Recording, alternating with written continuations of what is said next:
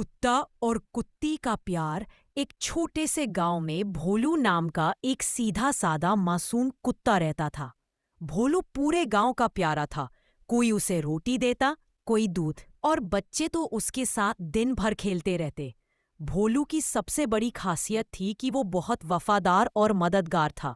गांव के दूसरी ओर एक प्यारी सी कुत्ती रहती थी जिसका नाम था गुड्डिया। गुड्डिया बहुत चंचल थी। उसकी चमकदार आंखें और हिलती हुई पूंछ किसी को भी अपना बना लेते। वो अक्सर खेतों में दौड़ती भागती और तालाब के किनारे खेला करती। भोलू और गुड्डिया कई बार रास्ते में मिल चुके थे, लेकिन दोनों ने एक दूसरे से कभी ज्यादा बातें नहीं की थी। भोलू दूर से ही उसे देखता और उसके चेहरे पर मुस्कान आ जाती। गुड्डिया भी मन ही मन भोलू की सादगी को पसंद करती थी, लेकिन उसने कभी खुलकर कहा नहीं। एक दिन गांव में एक बड़ा मेला लगा। सब लोग व्यस्त थे और बहुत शोरगुल था। अचानक मेले के बीच में एक छोटा बच्चा भीड़ में खो गया और जोर जोर से रोने लगा। गुड्डिया ने सबसे पहले बच्चे को देखा, लेकिन भीड़ बहुत थी।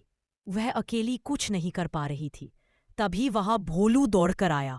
भोलू ने जोर जोर से भौंककर सबका ध्यान खींचा। फिर बच्चे का हाथ धीरे से अपनी पूंछ से पकड़कर उसे भीड़ से बाहर निकाल लाया। बच्चे के परिवार वाले दौड़ते हुए आए और भोलू को गले लगाकर धन्यवाद दिया। गुड़िया ये सब देख रही थी। उसकी आंखों में चमक आ गई। उसने सोचा, यही है वो साथी जो दूसरों की मदद के लिए हमेशा तैयार रहता है। उस दिन के बाद भोलू और गुड़िया रोज साथ साथ समय बिताने लगे। कभी खेतों में दौड़ते, कभी तालाब के किनारे बैठते और कभी बच्चों के साथ खेलते। गांव वाले भी उनकी दोस्ती को देखकर खुश होते। धीरे धीरे ये दोस्ती गहरे प्यार में बदल गई।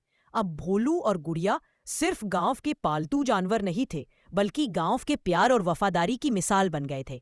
जब भी कोई उन्हें साथ देखता, कहता, देखो सच्चा प्यार कैसा होता है, बिना स्वार्थ, बिना लालच, सिर्फ भरोसे और साथ पर टिका हुआ।